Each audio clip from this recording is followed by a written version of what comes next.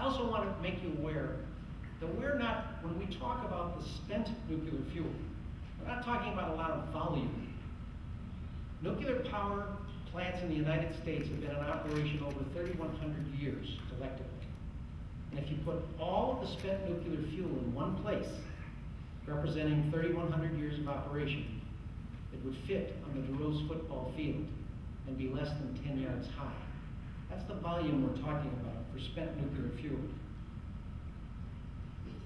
If each individual in the United States got all of the electricity from nuclear power throughout their whole life, and they lived an average of 75 years, at the end of their life, the spent nuclear fuel would weigh 2 pounds and fit in a can of soda pop.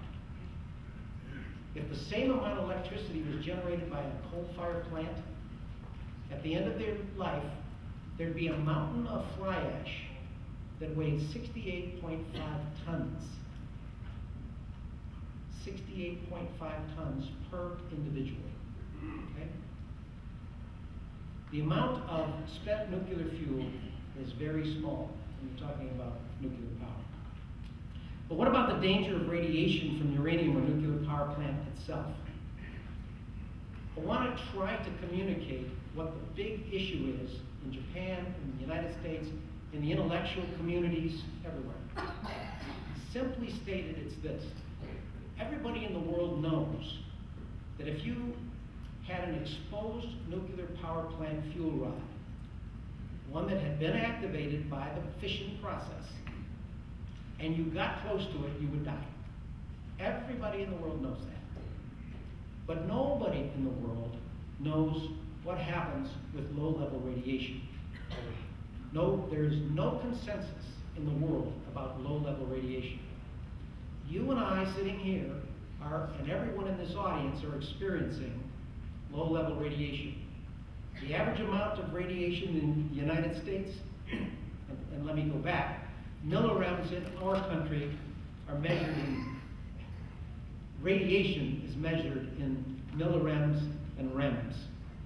There's 1,000 millirems in every rem of radiation. The world measures it a little differently in sieverts, microsieverts, millisieverts, and yet there's another measurement of it. So it can get confusing when you're looking at articles in the newspaper about what's what. I'll mention that in just a minute. One of the articles on the Japan situation showed that there were 400,000 microsieverts of radiation experienced close to the nuclear reactor. Well, I went back to a calculator and figured out that that's about 40 rems of radiation in the calculation. And then I also did some search on different websites dealing with the effect of radiation, and it said at 50 rems and below, nobody is sure what happens. In other words, they can't measure for sure damage to the body. So I'm just throwing that out for your information. In any case, the problem is there's a lot of fear about low-level radiation. When the Japanese government told everybody in a 12.4 mile radius to evacuate, that was because they believed, and what the world standard is assume that anything above normal radiation, 350 millirems a year, could be dangerous. Make that assumption, and then do all of your science based on that. Set all of your safety standards based on that. So if it gets above 350 millirems, there's going to be an alert, and people are going to be told to leave. In that area by those nuclear power plants that were evacuated, it was about 40 rems of radiation, okay? In a high dosage, well, I'll talk about X-rays in just a minute. Uranium is a mineral compound. That's the fuel of nuclear power plants. And in our daily food and water, we consume about 5 micrograms of natural uranium, the equivalent of a few grains of salt, and we excrete most of it within a few days. There have been 11 major studies on the health problems of uranium miners. And I mentioned that because mining was a big objection at the Planning Commission. All of these 11 major studies concluded that there is no evidence that uranium mining causes cancers. except lung cancer from radon, not the uranium, and some exposure to arsenic in the mines. The Environmental Protection Agency estimates that after tobacco smoking, household radon is the second leading cause of lung cancer, accounting for over 13% of the deaths from lung cancer. Radon is a naturally occurring gas. Today, uranium mines are ventilated to prevent the buildup of radon gas, and the EPA mandates constant monitoring of radon gas in mines. The U.S. Center for Disease Control states that even high-level exposures to natural uranium has never caused a case of cancer in humans or animals, and uranium isn't considered radiologically dangerous by any United States government agency. As I said earlier, all of us are subjected to a certain amount of natural radiation every day. We eat food that has radioactive elements in it, like bananas, carrots, potatoes, all of which have potassium-40 in them, a radioactive element with a half-life of 1.26 million years. Excuse me, 1.26 billion years. But it doesn't hurt us because our bodies have learned to deal with it. And because of this important fact, the level of radiation is inversely proportionate to the length of the half-life.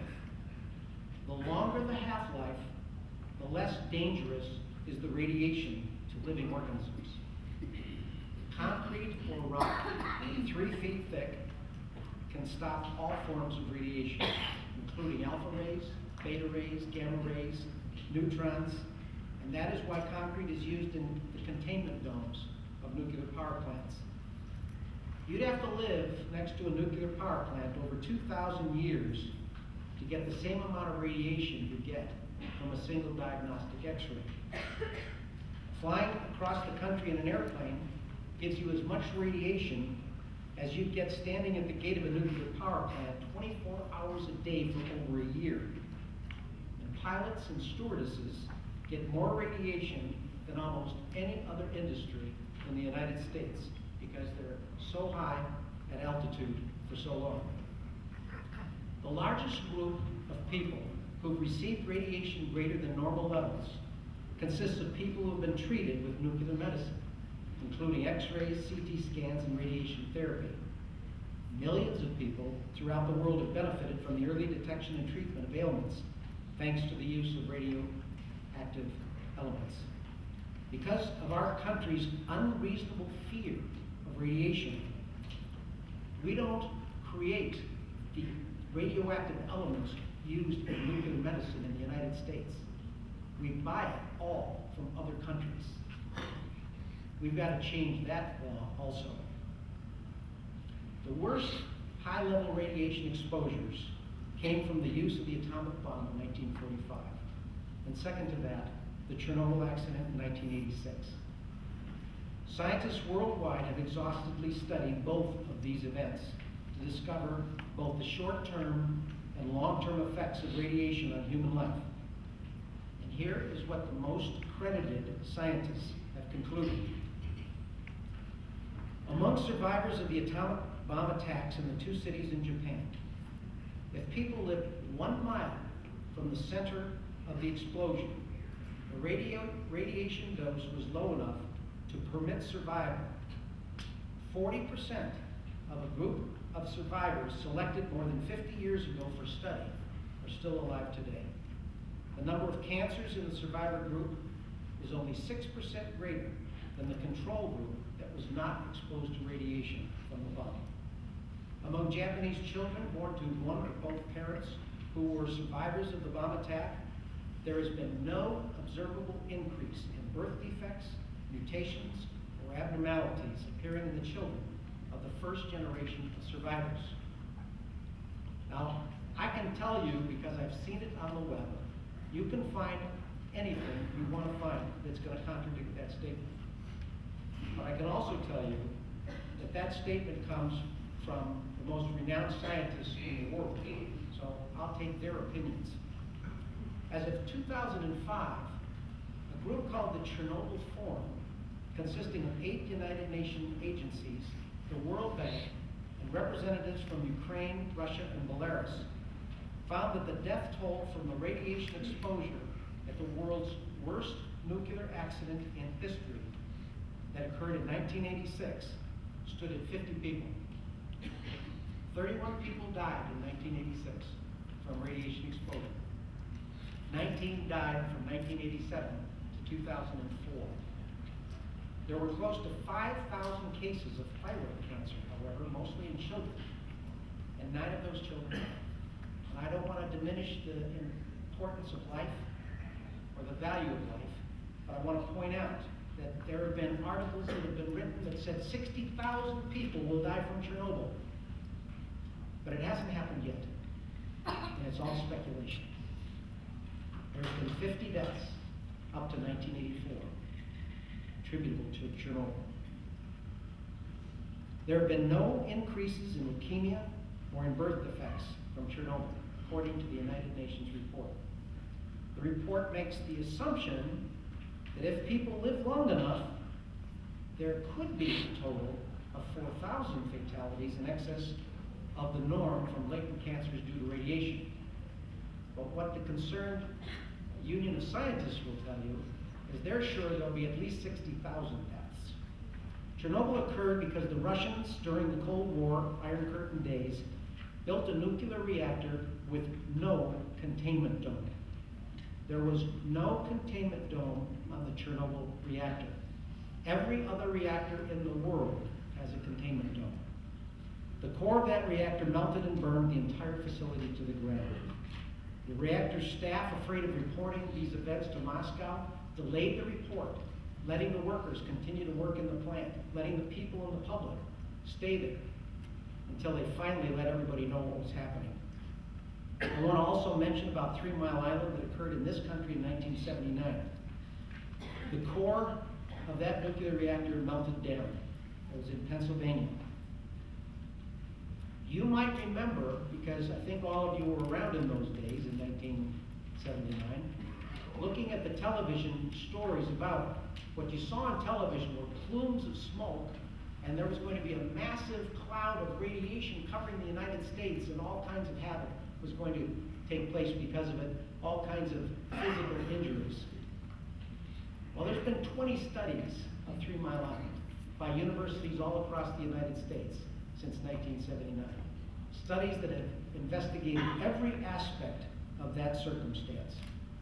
The most wide-eyed study, the one that most anti-nuclear studies says this, that even though as of today there's been no deaths or injuries that they could find from the 3 Mile Island incident, they're absolutely sure that there will be some in the future.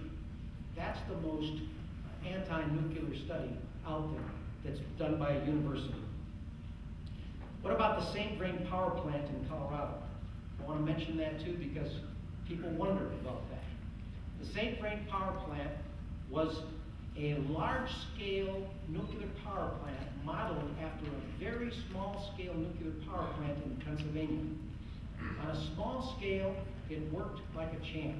It was helium-cooled, and the owners of that technology decided they'd try to do it on a large scale.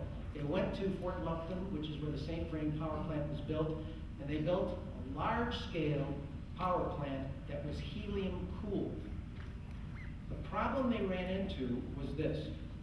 You have to run nuclear power plants at a high level of efficiency, above 90%.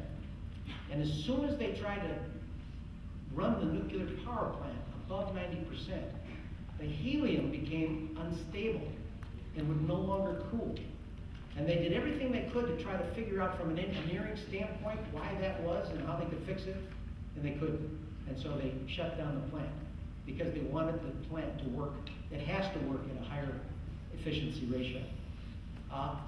When I gave this talk to the 2020 Commission, one of the 2020 Commission members said, I want to correct you, Mr. Banner. The reason they didn't continue the nuclear power operation at St. Vrain was because they couldn't afford the helium, and he actually sold the helium to that power plant. That may be what they told him, but from an engineering standpoint, the real problem was the instability of the helium as the temperature of the nuclear reactor rose to build up the efficiency of it.